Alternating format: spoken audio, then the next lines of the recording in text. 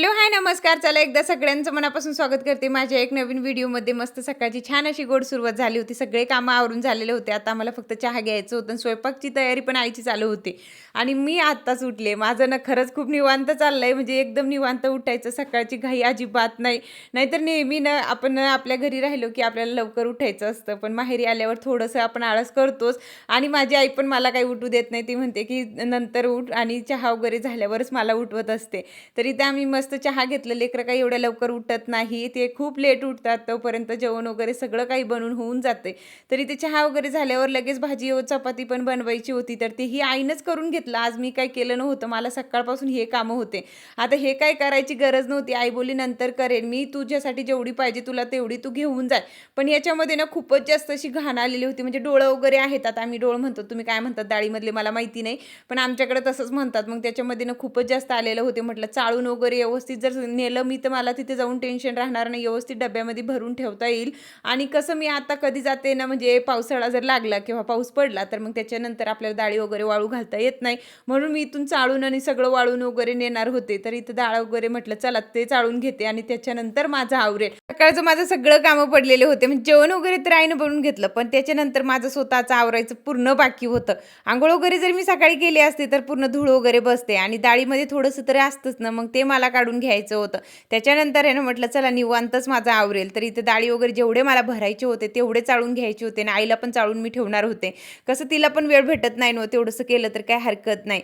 आणि तुम्ही म्हणतात की ताई तू कसं काय एवढे कामं करते माहेरी गेल्यावर? आम्हाला तर खूपच जास्त आळस येतोय. आणि हे खरं न सांगू ना तुम्हाला, तर मला आळस वगैरे कधी येत नाही. मी नेहमी तुम्हाला व्हिडिओमध्ये सांगत असते.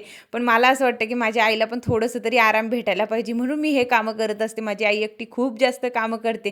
तिचं जितकं मी कौतुक करणार तितकं कमी आहे. तुम्ही माझं कौतुक करतात पण मी माझ्या आईचं करते. माझी आई एवढं कामं करते ना, ते मी तुम्हाला सांगू पण शकत नाही आणि व्यक्तसुद्धा करू शकत नाही. मी तर अर्धं पण त्याच्यातून कामं करत नाही.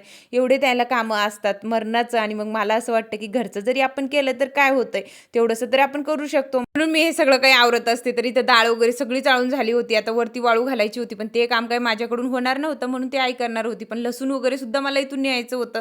ते व्यवस्थित आहे पिशवीमध्ये बांधून मी देणार होते. तर मी काय आज जात नाहीये, पण माझा भाऊ रिटर्न जातोय. आता तो माझ्या घरी ही बॅग नेऊन ठेवली तर मग मला तेवढंच वजन कमी होणार, की मला अजून बाजरी वगैरे सुद्धा सोबत न्यायची होती. आणि तो बोलला की ताई तुला काही घ्यायचं असेल किंवा काही न्यायचं असेल तर मी नेतो आणि तू माझ्याकडे बांधून दे. आता तो तिथूनच जाणार होता. म्हटलं ठीक आहे. लसूण वगैरे जे काही मला डाळी वगैरे भरून द्यायचे होते त्या मोठ्या पिशवीमध्ये मी त्याच्याकडे भरून देणार होते आणि तो तिथं नेऊन ठेवणार. मग माझ्याकडे एवढं वजन पण राहणार नाही आणि आम्ही राजूर पण आमच्या सोबत असतं ना, तर मग बसायला थोडंसं त्रास होतंय.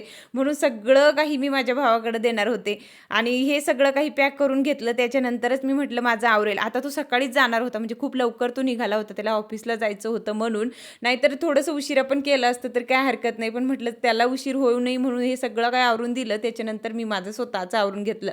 आता जेवण वगैरे सगळे आमचे करून झाले होते. सगळ्या क्लिप घेतल्या नाही. गावाकडे आले की माझं असंच काहीतरी वेगळंच चालतंय. म्हणजे काहीच शूट करणं होत नाही. जे होतंय ते तुमच्यासोबत मी शेअर करत असते. तरी ते ना कपाट वगैरे खूप जास्त खराब झालेलं होतं आणि मी माझंच आवरत होते. त्याच्यामध्ये मला हा दिसला. म्हटलं चला हे काम सुद्धा उरकून घेते. कपाटची काच वगैरे सगळी क्लीन केली आणि आता ना संध्याकाळचं जेवण सुद्धा बनवायचं होतं. आज माझी कंबरला काय झालं मलाच कळेना. इतकी माझी तब्येत खराब झाली. काय झालंय काय माहिती. 2 दिवसापासून मी तुम्हाला सारखं ब्लॉगमध्ये तेवढंच सांगते. पण काही ना काही चालूच असतं. त्रास होते तर आपलं चालूच नेहमीच राहणार आहे. त्याच्यापुढे आपण काही करू शकत नाही आणि गावाकडे राहिले की सारखं हॉस्पिटलला पण जाऊ शकत नाही. खूप जास्त लांब आहे. इथून एवढं शक्य नाहीये आणि कोणी घरी पण नसतं. सारखे सगळे कामाला जात असतात. तर मग त्याचं पण आपण सारखं म्हणणं हे माझं दुखतंय ते दुखतंय हे चांगलं मला वाटत नाही. इथे ना मला आज खिचडीच बनवायची होती. जास्त काही जेवण वगैरे बनवायचं नव्हतं. नॉर्मलच बनवायचंय. आता तुम्ही म्हणतात की ताई नुसते तुझ्याकडे 2 भाज्याच असतात. हे करते फक्त ते करते. पण कसं असतं जे आवडतं घरात ते नेहमी आपण खात असतो आणि गावाकडे आले तेव्हापासून सगळ्या भाज्या किंवा कोणतीही रेसिपी तुमच्यासोबत मी शेअर केली नाही किंवा आईच माझी लवकर करून घेत असते. एखाद्या वेळेस मी झोपलेले असते तोपर्यंत आईची भाजी वगैरे सुद्धा होऊन जाते. म्हणून आहे ना तुम्हाला एकच भाजी दिसते. ज्या दिवशी मी शूट करते त्या दिवशी तुम्हाला तीच भाजी दिसते. असं होतंय. नाहीतर आम्ही पण वेगळ्या भाज्या खातो. आम्ही पण वेगळंच खातो. असं नाही की सारखं तेच खाणार म्हणून. पण ते कसं होऊन जाते, ज्या दिवशी मी शूट करते त्या दिवशी तीच भाजी केलेली असते. मग तुम्हाला असं वाटतं की ही बाई एकच भाजी करते. पण तसं काही नाही. माझी आईनं माझ्या अगोदर भाजी करून घेते आणि माझ्यासाठी ना थोडंसं काम सोडत असते. म्हणजे चपात्या वगैरे किंवा छोटे मोठे कामं असतात घरातले ते करायला सोडते, जास्त ती माझ्यावर कामं सोडत नाही. म्हणून तुम्हाला असं वाटतंय की ही बाई एकच भाजी करते आणि तेवढंच खात बसते. तेवढं काहीच नाही, वेगळं वेगळं आम्ही पण करतो, पण शूट करता येत नाही. आता आईचं कसं माझे पटकन उठायची सवय आहे, ती 5 वाजता उठून सगळे कामं आवरून घेत असते. एवढे लवकर उठते, माझ्याकडून पण होत नाही, पण ते उठत असतात आणि सगळे कामं करून घेतात. मग नॉर्मल जे काही माझं लेकरू खात नाही ते काही पण मला बनवायचं असतं, नाही तर बाकीचं काही नाही. आणि जेवण वगैरे एखाद्या वेळेस मी बनवत असते. आता इथे ना खिचडी वगैरे तर मी बनवून घेतली होती, पण राजवीरला ना चपात्या पाहिजे. तो कधीच म्हणजे खिचडी वगैरे खात नाही. त्याच्यासाठी मला असंच काहीतरी वेगळं करावं लागतं.